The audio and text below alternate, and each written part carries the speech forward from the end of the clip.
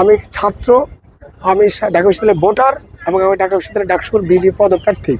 আমি ক্যাম্পাসে ঢুকলে আমাকে মেরে ফেলবে, আমাকে গুম করে ফেলবে। 16 বছর আমার জীবন থেকে ঝরে গেছে।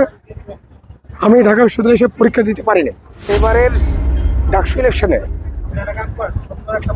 যারা দাঁড়িয়েছে তাদের বেশিরভাগই হচ্ছে জুলাই আন্দোলনের নেতা।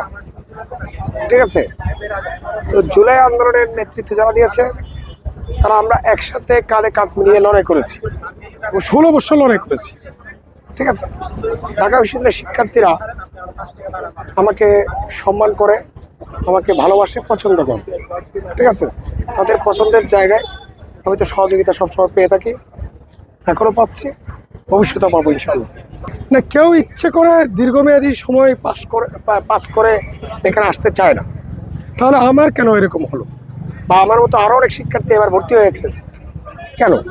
এটা এই জিনিসগুলো বুঝতে হবে, এগুলো অনেকে জানে না যে ঢাকা বিশ্ববিদ্যালয়ে একটা নিয়ম আছে যে রাজনৈতিক কারণে বা স্বাস্থ্যগত কারণে যদি কোনো ছাত্র তার ছাত্রত্ব শেষ করতে না পারে, দেরি হয়, সময় আসলে তাকে সেই ছাত্রত্ব ফেরত দেওয়া হয়। ঠিক আছে, আমার মতো অনেকে ছাত্রত্ব ফেরত পেয়েছে এবার, যারা ছাত্রলীগের মামলা, হামলা, অত্যাচারের, নির্যাতনের শিকার হয়ে 16 বছরে ঢাকা বিশ্ববিদ্যালয়ে ঢুকতে পারে নাই। ঠিক আছে, আমার মতো অনেক ছাত্রত্ব পেয়েছে, এটা নিয়ম।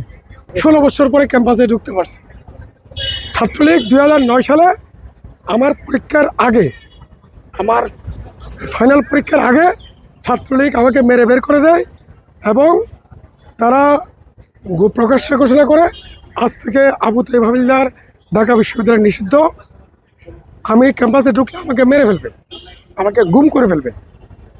ফলে আমি 16 বছর ঢাকা বিশ্ববিদ্যালয়ে এসে 16 বছর আমার জীবন থেকে ঝরে গেছে।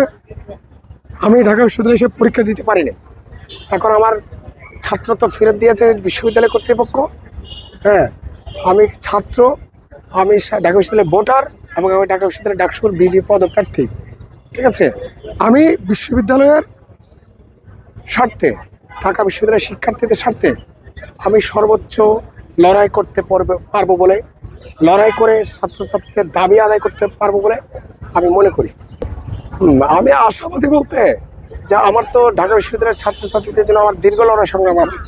আমি 16 বছর এখানে ঢাকা বিশ্ববিদ্যালয়ে ঢুকে পরীক্ষা দিতে না পারলেও, ক্লাস করতে না পারলেও, কিন্তু ঢাকা বিশ্ববিদ্যালয়ের ছাত্রছাত্রীরা যখনই মার খেয়েছে, হ্যাঁ, 18 কোটা আন্দোলন থেকে, যদি আমি কমের মধ্যে ধরি যে 18 সালের কোটা আন্দোলন থেকে 24 সাল পর্যন্ত যতগুলো ছাত্র আন্দোলন হয়েছে, সকল ছাত্র আন্দোলনে আমি নিরবিচ্ছিন্নভাবে আন্দোলন সংগ্রাম করেছি, শিক্ষার্থীদের রক্ষা করার জন্য দাঁড়িয়েছি, ঢাল হিসেবে দাঁড়িয়েছি।